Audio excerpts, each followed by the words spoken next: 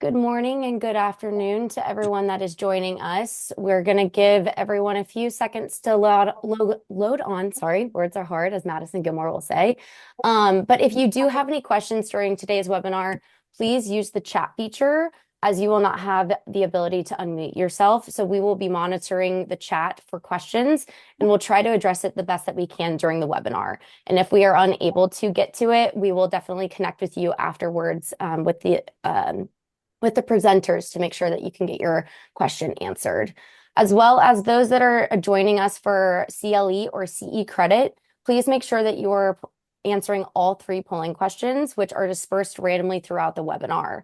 And please try to stay on for the entire hour, because that is also what gets you the credit. So make sure that you answer the polling question when it is live, because as soon as it closes and you do not submit, we cannot reopen the polling question. All right, Yogi, you want to go ahead? Thank you, Madison. Hello, everybody. For those of you who don't know me, I am Yogi Ledfus, the Director of Business Development here at Constangy, and I have the privilege today of doing introductions. I'm joined by a team member, Alyssa Watzman, who is our partner and vice chair of our Constangy Cyber Team. Alyssa has distinguished herself as a leading cyber insurance lawyer by combining deep claims expertise with proactive compliance leadership and meaningful industry engagement. She has extensive experience managing response to data security incidents, having focused her practice solely on managing them, as well as on helping clients anticipate, understand, and proactively mitigate cyber risk. She's provided these services to hundreds of clients of all sizes and all industry sectors. I shouldn't say, because she's been doing this for over 19 years. That would make her 24 years old. So she started very early. She has two wonderful children, and her family enjoys hiking, enjoying the great outdoors in Colorado, where she's coming from today to us. Alyssa and I are honored to be joined by Ellie Ludlam and Davey of Pinsent Mason LLP. Ellie is a partner and leads the cyber insurance practice, specializes in cyber and data risk, and advises clients on pre-breach cyber readiness, cyber incident response, post-breach litigation, and regulatory investigations. Ellie also advises insurers on cyber coverage matters, and Ellie has a background in commercial litigation and data protection, which provides her with unique expertise when advising clients in relation to privacy litigation, cyber, and data risk. Ali also has been hosted a lot of awards. And I'm just going to do a few of those, Ali, because otherwise we might be here all day. But Ali was the Cyber Lawyer of the Year in Europe for 2025, and Intelligent Insurer Awards 2025 as well. She is part of she was nominated Most Inspiring Woman in Cyber Awards 2021 and was highly commended for inspiring women in cyber insurance in the Intella Insurance Awards in 2024. Ali is the Chief International Officer and Board Member to the International Women's Cyber Alliance, a non-profit supporting women in cyber, and is a passionate advocate for women. She is also one of 5 Back to Law ambassadors for the Law Society, assisting people who are returning to law after a career break. Pretty amazing. Stu is also a partner at Pinsent Mason, obviously, part of the cyber team, and he also leads the firm's global technology and digital markets subsector. Stu advises clients in responding to cyber incidents by instructing IT forensic teams, notifying regulatory and managing resulting investigations, and working with criminal authorities. He has extensive experience in managing complex global multi-jurisdictional cyber incidents as a technical litigator by background. Stu increasingly advises on cyber-related litigation, including data controller, processor disputes, data subject claims, and regulatory enforcement. Stu has a particular focus on the critical national infrastructure and has worked with a number of companies in energy, infrastructure, and technology sectors to ensure compliance with their security and reporting obligations under relevant data protection legislation and CNI regulations. We are very excited for both of them to be joining us today from London, and we thank them. And I'll pass over to you, Stu, to continue. Thank you. Yogi, thank you very much. We are absolutely delighted to be here. So good morning, good afternoon, everybody. It's fairly late in the afternoon in London, so I have my trusty cup of tea to get us through this seminar. We thought we'd start just by giving a little bit of background about us. I'm conscious many on the line might not have heard of our law firm, Pinsent Masons.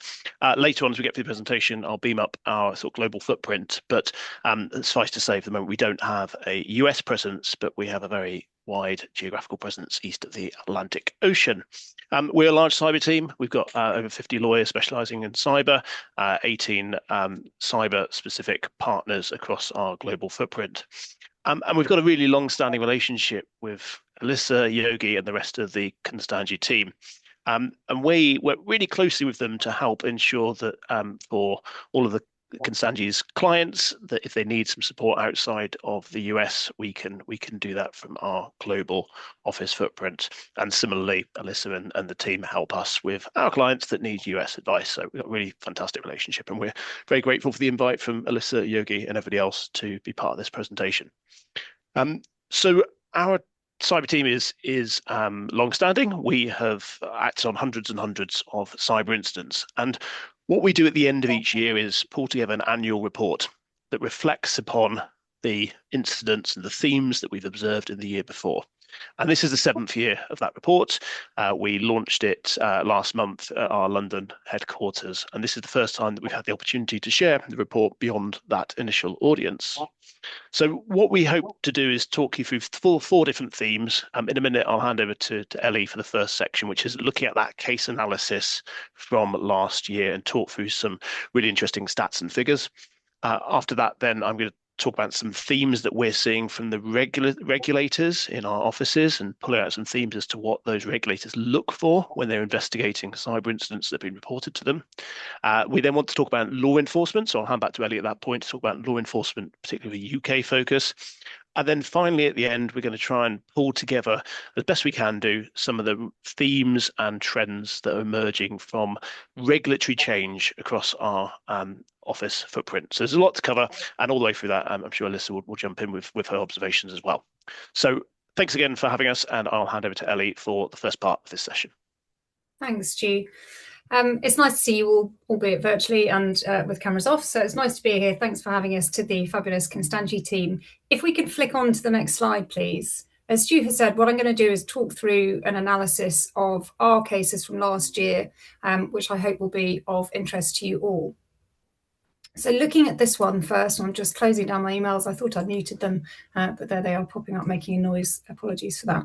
So in terms of incident type then, we've broken this down, but it's really interesting looking on it year on year. We haven't put the year on year stats on because it makes the slides a bit too complicated. But last year in 2025, ransomware continued to dominate and be top of the pops for us in terms of the types of incidents we were handling. We saw a slight increase from the previous year to just over 50% of our incidents, of 52%. What I think is more notable, and it's probably of no surprise to the audience here that ransomware continues to dominate, I think what's more notable is the significant uptick in the number of third-party or supply chain incidents handled last year, rising from 6% in the previous year to just under 20% last year. So that is quite a marked shift.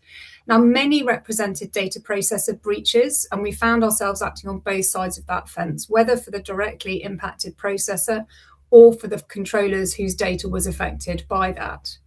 And there are two really interesting points to note in relation to the third-party supply chain incidents in particular that we identified. First, we identified a marked shift in the response to third-party incidents by our regulators, and not just the ICO, the Information Commissioner's Office, our data protection regulator here in the UK. It was also seen across the board, so our financial regulators, our legal sector regulators, etc. It used to be possible to point the finger at the third party who had caused the breach and say, but for their acts or omissions, none of this would have happened. Please look that way. And the regulators would sort of pat you on the head and say, okay, there, sorry to hear that, let's move on. But that doesn't wash any longer. And what we're finding is that the regulators are heavily scrutinising the party that's notified, the ultimate data controller, saying, okay, that's all well and good, but what due diligence did you undertake on that third party at the point you onboarded them? And on an ongoing annual basis, did you continue to consider whether they were best in class for what service they were providing for you? So you can see that's a really marked shift. And what you end up with is quite a potentially long-standing regulatory investigation, even if it's not your systems that have been breached, it's just your data that's been impacted. The second point that we really identified in these supply chain incidents was around our clients' appetites for business-to-business litigation. And these 2 points are really going to be a bit more of a focus of the section that Stu's going to pick up next. But historically, certainly in the UK market, clients have been very slow to want to take any kind of legal action against the third party that's caused the breach. It can be because there's an ongoing commercial relationship and you don't want to, make waves, or there just hasn't been an appetite to enter into protracted litigation. Now, that hasn't necessarily changed completely. People are still slow to come to this, but last year we saw a marked uptick. So whereas maybe 1 or 2 of my big ransomware incidents per year would result in some form of big business-to-business litigation, last year, every single one of my big ransomware incidents resulted in some form of litigation. Now, pretty much all of them are pre-litigation. So they're in that sort of pre-action correspondence stage. Some of them have already settled, but you can see that that is quite a marked shift. Again, Stu will pick up on that. Now, from an insurance perspective, the prospect of subrogation in the cyber context therefore seems more real. And certainly for the UK market, subrogation in the cyber insurance space has been something which is really overlooked typically. And that's as compared to other lines of business where it's more routinely picked up that there would be some kind of subrogated recovery. And then final comment for this slide before I just invite Alyssa to add some comments from a US perspective. Business email compromises fell to under 1/5 of our incidents last year at only 17% of our matters, and that's versus about 1/4 of our matters the prior year. However, importantly, last year, what we saw a real shift in is the volume of incidents, business email compromise incidents that resulted in a synchronization of a mailbox. And that was 44% of our BECs resulted in a synchronization event. Now, what that means is a copy of the data was taken, and therefore GDPR obligations around scrutinizing that data, understanding the nature and extent of what has been stolen was far more pressing for the insureds that we acted for.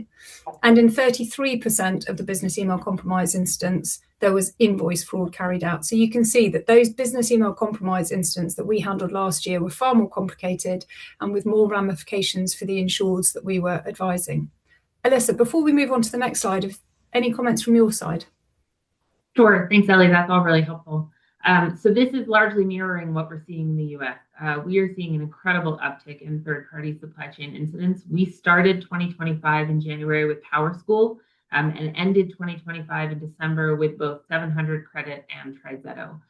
What's most interesting to me about what's happening in the third-party space is that all of these incidents are markedly different. So different industry sectors. PowerSchool was education, TriZetto is healthcare, 700 Credit was auto dealerships. And they are all different in terms of what the resources are that they require to respond to them. Certain of the incidents are forensic heavy. Many of them are not. Some of them, they handle notification on a data processor level appropriately, some not so much. And so there's a lot more work to be done in the data controller perspective.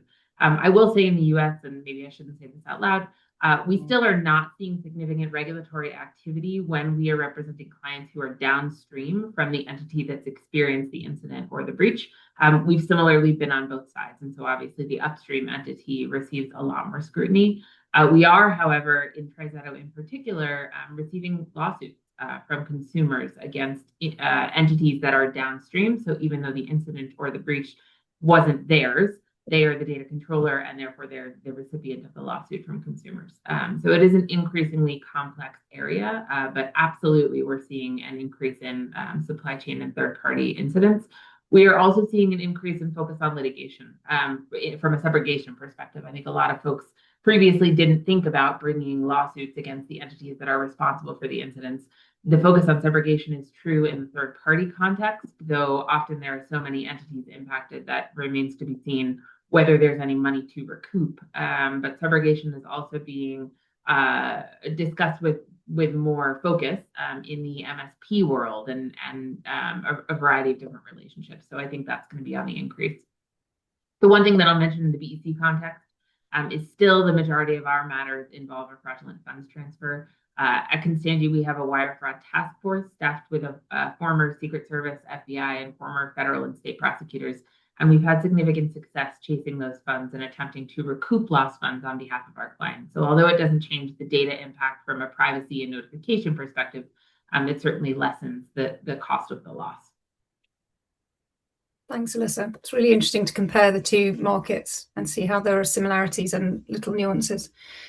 In terms of exfiltration then, and this is specifically looking at ransomware, not other forms of cyber incidents, you'll see that the proportion of ransomware cases involving data exfiltration for us dropped considerably from 83% the previous year to 59% last year. And we think that's possibly reflective of the volume of cases that we were handling that relate to these supply chain incidents. And in those cases, we don't always receive confirmation from the affected supplier as to whether specific client data was taken, or it can take quite a long time to do so. So it might be that it's captured in the following year's statistics, for example. If we just flick on to the next slide, please. Oh, there's a polling question.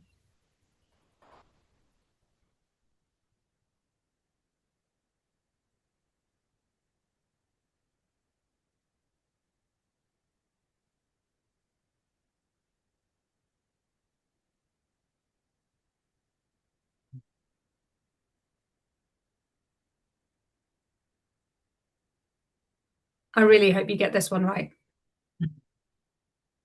So the question for folks on the line is, which of the following was the most common incident type in 2025? Was it phishing, ransomware, asking nicely, or misconfiguration? If everybody could go ahead and click on a choice, that'll let us know that you're awake and able to click on your computer and paying attention, and that'll help us to ensure that you get the CE and CLE credit for this webinar. I know that's not the primary reason you're here, but it's certainly a benefit.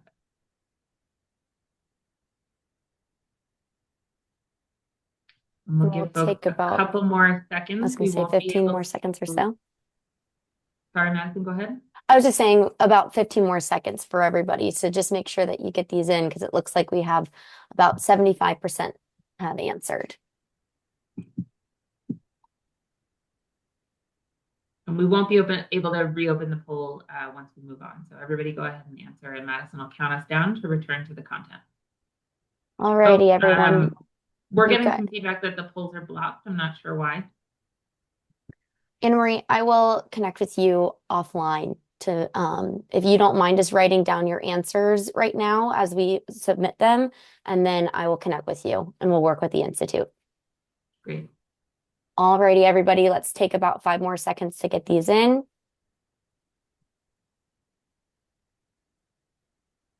And the answers will populate here on your screen here shortly, just to see where we landed.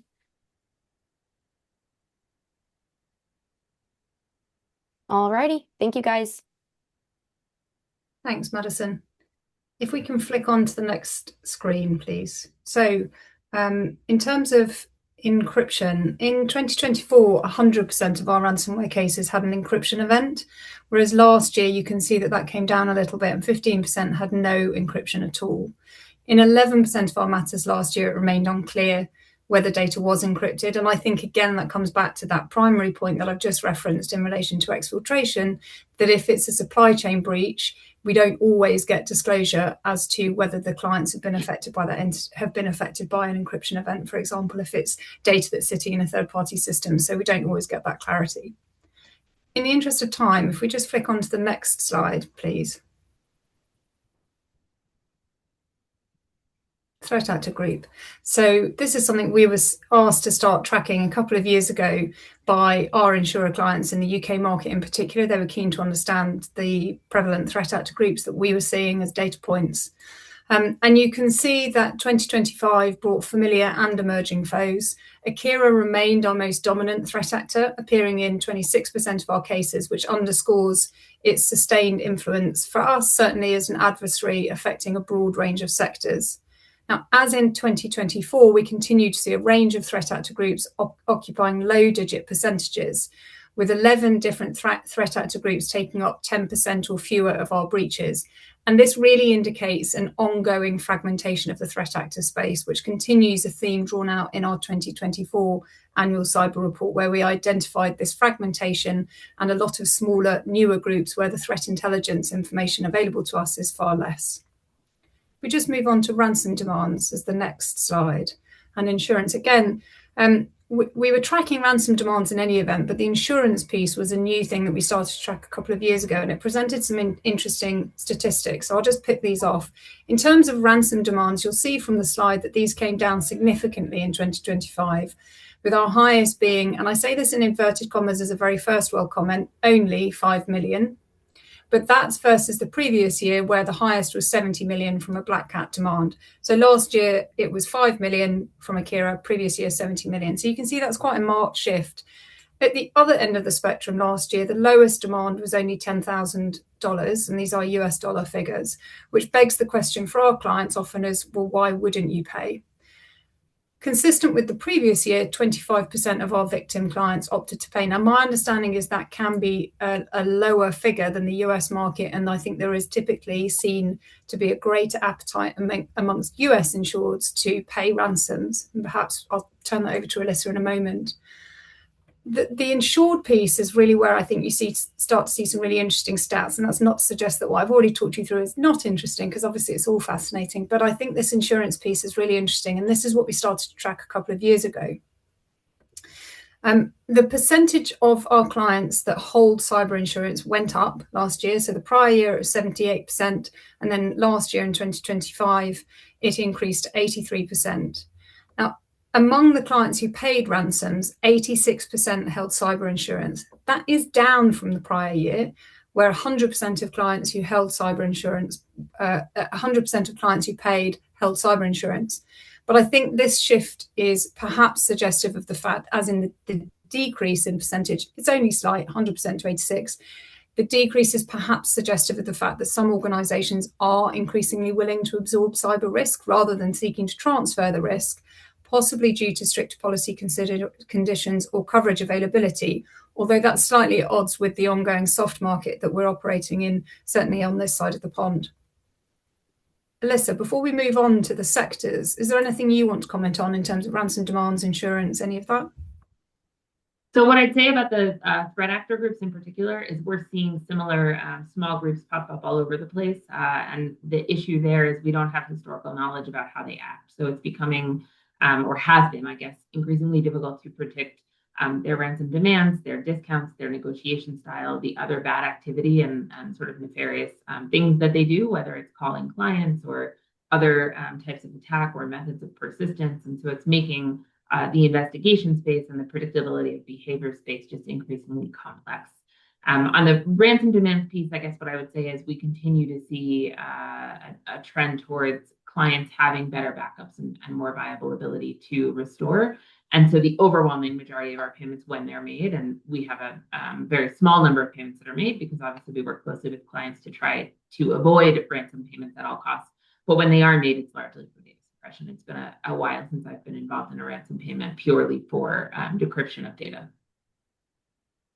Thanks, Alyssa. Let's move on then. I think it's your next polling question.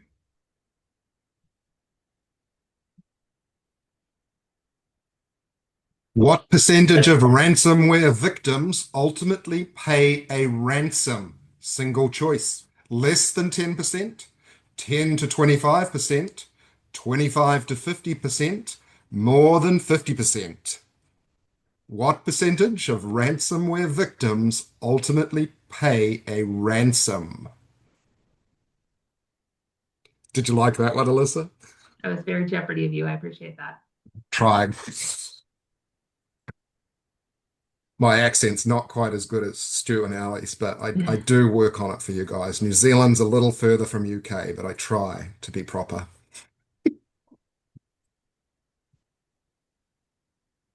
And we'll take about 15 more seconds for everybody to get their answers in.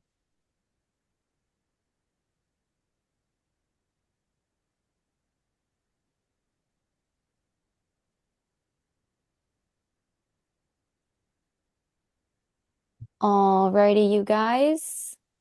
The results are up on the top of your screen. Thank you. Thanks, Madison and Yogi. So if we look at sector targeting, I am slightly conscious of time, so we won't over-labour these points, but we saw a far broader range of affected sectors across our 2025 cyber incidents. Clients in healthcare accounted for the largest proportion of incidents that we handled last year, representing 13% of all matters, followed by retail. You'll all be aware, I would have thought, of the spate of retail incidents, high-profile retail incidents that we experienced in the UK market, and we were assisting on some of those. 28% of our incidents the previous year were in the tech sector, with the next most impacted at healthcare. Now, what's interesting to compare is actually the percentage of matters that affected healthcare entities hasn't changed that much year on year, 12% the previous year, 13% last year. So you can see that it hasn't shifted that much, but no one sector is dominating in quite the same way as it has in previous years, where a quarter of breaches typically would sit in one sector. So one year it was FS, another year it was tech. FS is often quite high up there, but in 2025, instead, we affected on breaches affecting more than 20 sectors. So you can see actually far smaller percentages per sector, but a greater range of sectors affected. Just moving on to the next slide then, in terms of root cause, you'll see that the number one root cause remained broadly consistent with the prior year, an exploitation of a vulnerability, and perhaps that doesn't come as much surprise to those of you operating in the cyberspace. The second most common root cause was classified as unknown. Now, that's either because the forensics team was unable to determine the origin of the breach, or because the incident involved a third-party breach where the details of the root cause was not disclosed by a third party. So you can see there's a bit of a common theme throughout the comments I'm making on supply chain breaches. How much information you get depends on how willing the third party or supply chain entity is. Just moving on then to the next slide and a look at the data protection regulators in our jurisdictions and what we're seeing in terms of notifications and investigations. So in 2025, the proportion of matters requiring notification to data protection regulators rose sharply to 78% from 54% the prior year. So it's quite a jump up. Now, that possibly reflects that last year's clients were within sectors handling higher volumes of personal data, such as healthcare, retail, and financial services. The average length of a data protection regulatory investigation increased from 35 days the prior year to 49 days last year. So I don't know how that compares to the US market. It's not a really long regulatory investigation that we tend to experience over here, although there are some outliers. I've got one where the regulatory investigation is over a year now, so it does depend. Typically, what we're finding is they're asking far more detailed questions over a longer period of time, and they are far more technical in their nature. So we do often have to turn to the forensic company to assist us with producing technical responses, which we then tweak a little bit to finesse. If we just move on to the next slide, and this is a look at specifically the UK regulator and queries by theme, which is quite useful to then play back when you're doing pre-breach work with insureds, just to ensure that they understand what they should be doing pre-breach. 49% of our matters notified resulted in no follow-up questions, which I think is quite extraordinary. And I suspect that's reflective of a resourcing issue on the ICO side more than anything. In terms of the focus of the data protection regulators' questions, well, this remained consistent with 2024.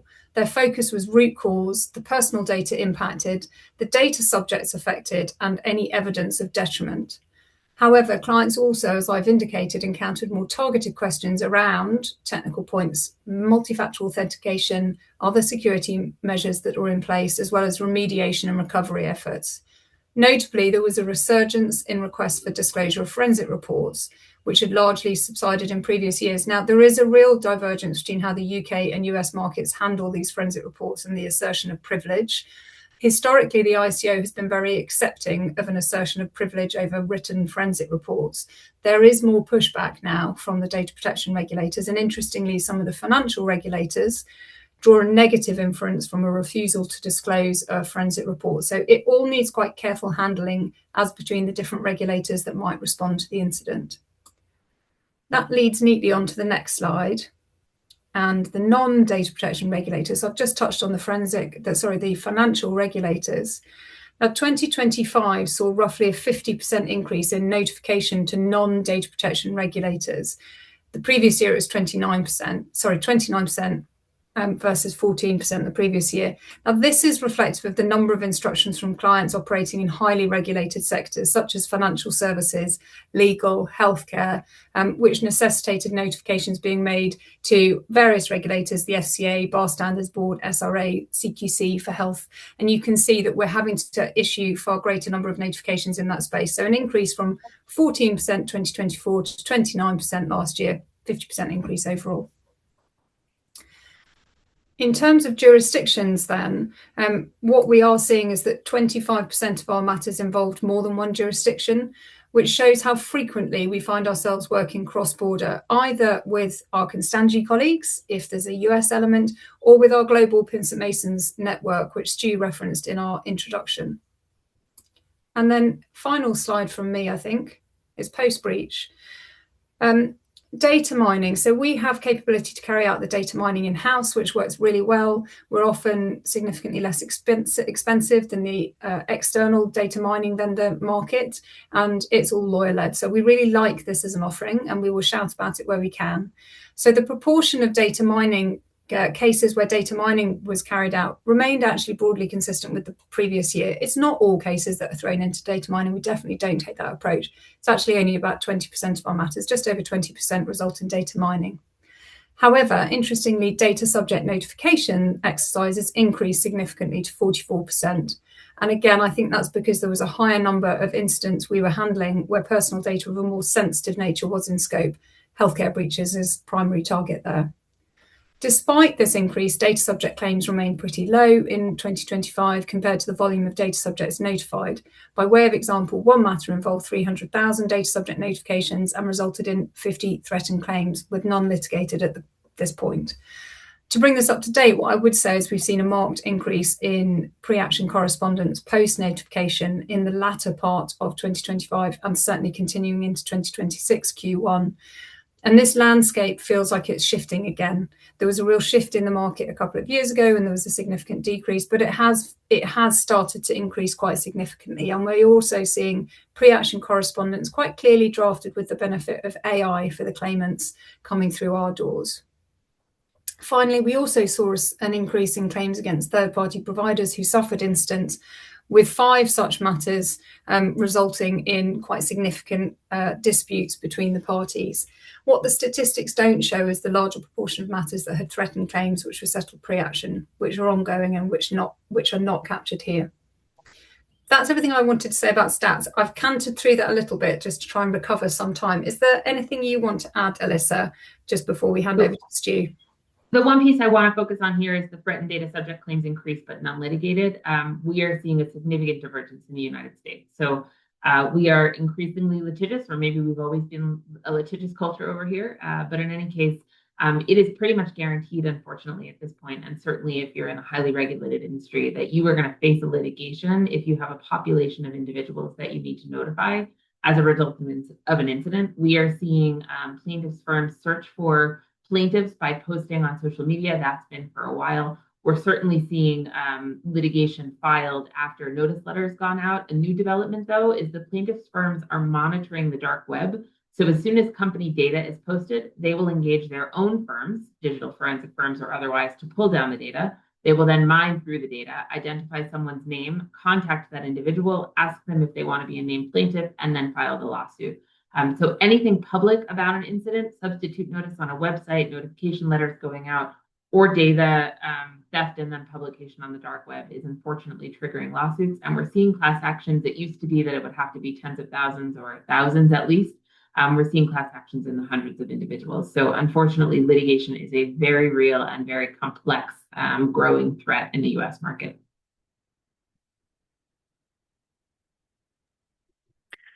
Well, thanks, Alyssa and Ellie. And that last bit was really fascinating as a litigator hearing that trend. So just moving on then to the second section of this talk, and what we did in our report is, having looked at those stats that Ellie's walked us through, is pose the question to the paper, which is, are we seeing some increased regulatory risk across our jurisdictions, but at the same time, are there increased recovery opportunities for those impacted by a cyber incident? And so this section builds upon some of the stats that Ellie just talked about. So if we move on to the next one, the first thing is just to sort of revisit those stats in terms of the increased regulator focus. So just to reorientate ourselves, so nearly 80% of our incidents were reported to a data protection regulator, and nearly a third were reported to non-data protection, so sector-specific industry regulators. And we're seeing in our interactions with both those sets of regulators a noticeable change in how they engage with breaches. So although both types of regulators have been proactive for some time, we're seeing an increased depth and technical focus on the questions raised, highly technical questions about how the incident unfolded, what the initial vulnerabilities were, scrutiny over outsourced services, and what pre-breach technical and organizational measures were in place. And that's the key phrase. So for those perhaps not familiar with the GDPR as Ellie and I are, the core obligation of a data controller is to have in place appropriate technical and organizational measures. Now, on that piece, we saw some real guidance last year in the UK. There was a very significant and highly publicised penalty against a company called Capita. Capita are a very large, very significant outsourcing provider. And as part of their services, they provided outsourcing services to about 600 pension schemes and had a very significant data breach that affected about half of those schemes. And in the monetary penalty notice, the fine that the data protection regulator handed down, originally that was going to be for £45 million. It was reduced down to 14 million. But that fine makes some really interesting reading, because it gives the view on what the regulator expects to have in place by reference to the failures found against that particular organization. There was said to be a failure to prevent privilege escalation, a failure to prevent lateral movement, a failure to act on security alerts. The security alerts actually fired quite quickly from the organization, but they didn't investigate them for some period of time afterwards that enabled the threat actors to get that foothold. Inadequate pen testing and risk assessment. So there's some useful guidance then for organizations and those in the cyber industry to reflect upon what is there. Now, the notable thing about the Capita one is for a large part of the Capita fine was levied against the data processor element. So an organization has outsourced their data protection processing obligations to an outsourced provider, Capita. And so this builds upon the supply chain piece that Ellie talked about. And if we flick onto the next slide, this is the second of the fines that we've seen in the UK against a data processor. Now, building upon what Ellie described in terms of that, the large number, almost 20% of incidents, had a third-party breach element. And as Ellie said, we're seeing a real shift in terms of how the regulators assess and look at those type of incidents. As a data controller reporting a breach, it may well have been possible several years ago to effectively point the finger at that processor, at that third-party provider, but we're seeing very significant questions about the nature of the controls in place. And we've talked about some of those due diligence points at the point of contracting, the ongoing due diligence and the oversight that now regulators expect organizations to have over their third-party IT providers or data processors. And what that means from a sort of pre-breach and getting ready perspective is we're having sort of really detailed conversations with a lot of our existing clients about how they should be engaging their supply chain activities in terms of contracting and audit of those. So a real theme that's emerged last year. If we move on to the next slide, please, Madsen. Well, it's the polling question, so I'll let that beam up. After a supply chain breach, regulators expect, single choice please, due diligence at onboarding, ongoing due diligence, active oversight, all of the above. After a supply chain breach, Regulators expect due diligence at onboarding, ongoing due diligence, active oversight, or all of the above. It would seem that some of you might be having some issues with the polling and it might pop up blocked. If you check the chat, we have Madison Christie's email address in there. And if you're having this issue, please drop Madison Christie an email on it. Thank you.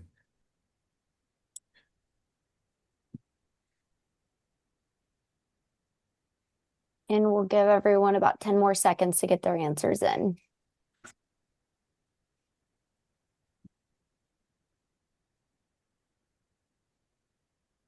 All righty. Absolutely right. All of the above, definitely three themes that we're seeing from the regulators in terms of the questioning.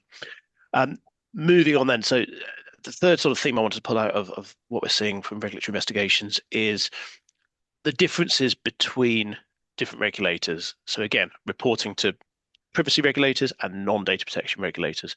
And what we've perhaps historically seen in many of our jurisdictions is that when it comes to a personal data breach, often the non-data protection regulators would sort of tuck in behind the privacy regulators. The privacy regulators, such as the ICA, the Information Commissioner's Office in the UK, would lead the charge, and the non-data protection regulators would sort of follow in their footsteps.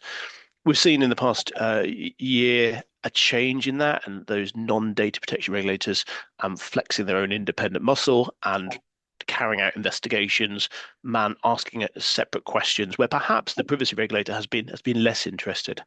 And they'll have a different focus on this. So taking, for example, the financial services regulators, they may and have for some of our clients required those organizations to provide updates and communications to individuals affected. They're doing that out of a position of ensuring that those financial services organizations are providing fair, transparent communications with individuals, but they may not necessarily have had to do that under the relevant data protection law, such as the GDPR in the UK. And so you're seeing regulators requiring slightly different things, which makes it challenging, even within one jurisdiction. And of course, with our 25% of our breaches across border, interlaying and overlaying that sort of dual process across different jurisdictions makes for a complex breach response. And then finally, just the final theme, just to pick up, and again, we've touched on this already, is that post-breach recovery slot. So we are seeing an increased appetite. Increased appetite by organizations to bring claims against outsources, IT providers, and MSP providers. And we act both on behalf of those organizations that pursue that claim or against those IT providers that may have had some responsibility for it. Now, there's some difficulties in doing that. It can be really hard to make those claims out. Often it is looking at just a pure sort of causation factor of, even if there had been some technical failing, would the breach have occurred but for the failings of the supplier? Obviously, there's contractual caps and exclusions in place. We are sometimes seeing in those contractual arrangements different caps that apply to data protection related liability provisions, and that can enable a claim to proceed. But generally, unless there's a really helpful fact pattern or perhaps a poor contract in place, it can be quite difficult to mount those claims. But we certainly had one about 18 months ago where we acted on a subrogated basis for a data controller, where it was as clear as could be that the IT provider had caused the incident. They in fact issued an apology and acknowledged their fault. And there was no really helpful contract in place that provided any form of contractual claims. And as a result, that gave us a really good opportunity to pursue and bring a claim for the losses that have been caused by that breach. But definitely seeing an uptick in that post-breach recovery piece. I'll sort of hand back over to Ellie to pick up the law enforcement section.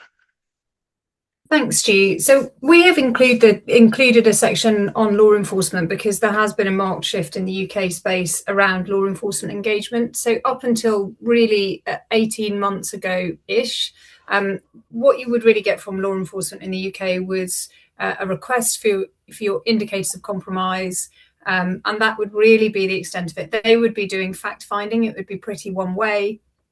There was very limited prospect of enforcement proceedings against threat actors. and then there was a marked shift. And what we have seen last year in particular was a desire to bring victim companies together to share intelligence, and that certainly was happening across the spate of very high-profile incidents that occurred last summer, some of which we were advising on, so we have to be a little bit careful what we say. But you will have seen from the press, in short, that there has been proactive law enforcement proceedings, against scattered spider operatives. Those operatives were thought to be and proved to be based in the UK, and therefore it gave UK law enforcement jurisdiction over them. Whereas I suspect perhaps historically the UK might have been part of an international task force, law enforcement task force, but perhaps was not leading that task force in the way that perhaps the FBI might.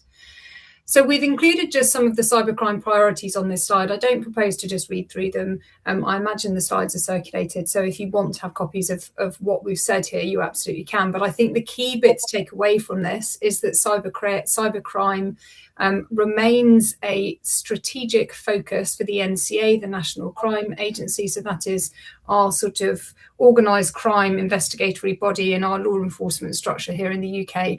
And they will proactively investigate and seek to disrupt cyber criminals and the ecosystems that support them, with a focus in particular on ransomware. Now, again, a big shift last year. Stu and I, when we were advising on matters, would likely have said, I'm speaking for him, I'm assuming we would both have likely said, you're not likely to get much engagement from the NCSC, the National Cybersecurity Centre, or the NCA unless you're critical national infrastructure. And again, that changed last year, and broader range of sectors posed an interest to law enforcement in the UK. So the big retail incidents, they're not critical national infrastructure. The police were all over them. And again, I suspect that's reflective of where they had intelligence sitting around location, jurisdiction of those operatives. But it did mark a real shift. If we just flick on to the next slide, and I really promise I'm not going to go through this bit in detail. Nobody needs to go back to law school, certainly not an English law school. So this is the position under English and Welsh law. It's really what we're looking at from a criminal law perspective around the Computer Misuse Act. And it's the provisions that the police would be looking at in terms of what actions the Threat Act have carried out. You can see that a lot of it is about unauthorised access by the defendant to a programme or data held on a computer. And then there are sort of escalations that will elevate the risk of harm, and therefore the level of interest and the scale of any penalty, for example. If we just flick on to the next slide, what I think is really important for you to remember from the law enforcement bit here is not only the marked shift in how they're behaving, not only the fact that law enforcement proceedings are more realistic or more in prospect in the UK, certainly, it's what that means from a privilege perspective. And certainly I needed to go back to my criminal law study days when I was back at law school last year when we were dealing with this, because a lot of what we look at in the UK market, or have looked at, has been privilege in a civil litigation context. So we are considering applying privilege to avoid disclosing forensic reports, work product from forensic vendors, communication vendors, etc., to our regulators, or in the context of litigation. Suddenly what we had to start considering last year, because there was this more realistic prospect of enforcement action against threat actors, was application of privilege in the context of criminal law and criminal procedure rules. So we have distinct procedure rules for criminal and civil litigation in this country. Now, the criminal law rules effectively mean that if the forensic report is considered relevant to the case against the threat actor, and there are enforcement proceedings afoot, that forensic report is disclosable to the threat actor. Now, most companies don't want the warts and all forensic report disclosed to anyone, let alone the threat actor, in case that is then leaked on the dark web saying, oh, look at all the ways you could access their systems, look at all the things they did to remediate, look at all the impact I had. Nobody wants that out there. So the fact that that is disclosable as part of criminal enforcement proceedings is a real key takeaway. And therefore, we are talking to clients about that proactively, pre and during an incident. If we just move on to the next slide. And that hopefully gives Stu enough time to do his whiz around the world. I will do, unless, Alyssa, there's anything you wanted to add on the previous section at all. No, I don't want to take up additional time. Please okay. Speed forward. Right, we've got 11 minutes to cover the global cyber landscape then. So if we move on to the next slide, what I said I'd do at the very beginning is show you our offices. And that's not only to demonstrate our fantastic global cyber team east of the Atlantic Oceans, but just to show where we've drawn from the data and the input from our cyber report. Now, all I want to do is pick up two main areas. There's cyber developments and then there's sort of privacy-related developments. So I'm going to focus very much on the first of those. And I think the short punchline is there is a lot of new cyber law out there. And our report goes into some detail, but again, it's an abridged version of the new law in each of those jurisdictions around the world. And I want to just pick up those very quickly, then I'm going to zero in a little bit more on the EU and the UK. So our Australian team in particular is very active. Its Cybersecurity Act is tightening incident reporting, including the mandating of ransomware reports. But then in all of Singapore, China, Hong Kong, and some of our Middle Eastern jurisdictions, there is a real focus on bringing new laws or updating existing laws to provide for particular focus on critical national infrastructure. So organizations operating in that space, and that space is quite a loosely defined one. So for example, it includes electoral related IT systems in Singapore, mandating new cyber obligations and new reporting obligations. So that's sort of the very high level global picture. To try and make this more specific, let's move on to the next slide and focus on the position in the EU and the UK. Now, in the EU, the sort of the landmark cyber law is the NIS2 directive, which I think when we spoke on this session a year ago, we were saying it will be in soon. The message is the same, I'm afraid. It'll be in soon. But we've seen a period of about 18 months or so from when that directive should have been in force across the EU to when it is almost there across most of our jurisdictions. And most of our jurisdictions are reporting across the EU this law almost coming into place. And it is a big law. It's going to be a big change. It will put in place compulsory cyber-related obligations on organizations impacted by it, to have in place specific cyber measures.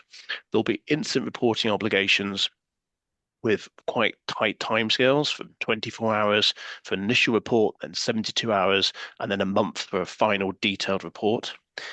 The law will have in place management responsibility, personal liability for senior management, and a whole host of additional penalties aligning with GDPR level fines. And the key thing here is with NIS2 is this is very much focused on cybersecurity of organizations and the sort of critical services that those organizations provide. So it sits alongside and complementary to existing privacy data protection laws, such as in the EU, the GDPR. Big change. And just to briefly illustrate how this is going to be a big change for those of us in the cyber community, at the end of last year, we had a large multinational breach. It was passed to us, and we helped out one of Alyssa's colleagues, Sean, and that client was a pharmaceutical client who had a fairly significant ransomware attack. Now, we helped them with their notification obligations in the UK and in other EU jurisdictions. And although there is the 72-hour GDPR reporting window, we actually had to spend a couple of weeks to assess the personal data that was in scope. And we notified and dealt with the questions, and all well and good. Now, that organization would most likely have been caught by NIS2 had it been in force at the time. It wasn't in those jurisdictions, and therefore we didn't have to report. But if we had, that would have meant a very, very much quicker obligation to report that particular incident within the space of 24 hours. And that would have very, very significantly shifted the incident response process. So it's definitely one to watch out for if you operate in the EU and you're one of the sector's core. And the sector's core are really quite broad. They're traditional critical national infrastructure services like energy and transport, but much broader in terms of pharmaceutical, manufacturing, postal services. So definitely one to watch. Very quickly moving on, conscious of time. In the UK, we have sorry, just back one side, Madsen. In the UK, we have the upcoming Cybersecurity and Resilience Bill. Now that is going to impose very significant changes to the organisations caught in the UK. They are largely focused on the core critical national infrastructure, so utilities providers, wastewater, water utilities, the NHS, transport, and so on. But it will expand out to include technology providers, following through on that theme we've talked about quite a lot in terms of the supply chain impact. So managed service providers, data centers are going to be regulated in the near future in the UK with those additional types of responsibilities that are broadly the same as those across the EU. So again, one for us to manage and watch out for when we're responding to incidents in the UK and the EU, but also for those organizations that operate in those spaces, worth watching and thinking about the proactive cyber obligations that they will have in place. And then finally, if we could move on to the next slide, please, Madsen. And the final slide for me is just a couple of quick words on privacy-related developments. And here I'm going to focus on the UK and the EU. Very quickly, in the UK, we have a new Data Use and Access Act that came into force last year. It had royal assent, where the King signed his name to that particular act. The main changes from a cyber perspective is it's changed. We've talked about the ICO quite a lot, the Information Commissioner's Office.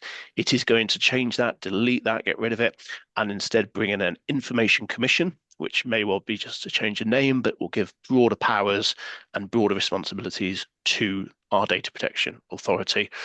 And it will bring in specific changes in terms of reporting timetables for telecommunications providers and providers that are caught by the existing PACO rules. So it's fairly significant change in the UK for a privacy perspective. And then perhaps one that is more interesting and more sort of exciting is the proposed changes at an EU level, which is a proposal at a very early stage, but definitely one to watch, which is a digital omnibus proposal. And it's dealing with some of the perhaps the criticism and some of the confusion that's being created by this wide multitude of cyber regulation, privacy regulation, other data regulation that exists across the EU. And the proposals are to really try and simplify that and provide a one-stop reporting mechanism for data incidents, cyber incidents, and changing and simplifying the reporting windows. So for those of you that have to deal with cyber incidents that have an EU impact and the various changes that require dealing with different regulators, that may well be welcomed, but we will keep an eye on that as we go into the rest of 2026. And that's my very quick run through of the regulatory overview, which leaves us a couple of minutes, I think, for questions, if there are any.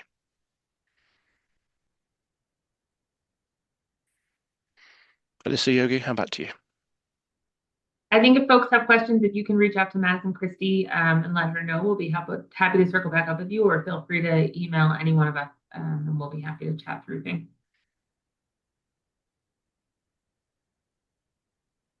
Yes. Ali, Stuart, thank you very much for your time today. Alyssa, thank you for adding the US commentary. We really appreciate you joining us from London this evening for you.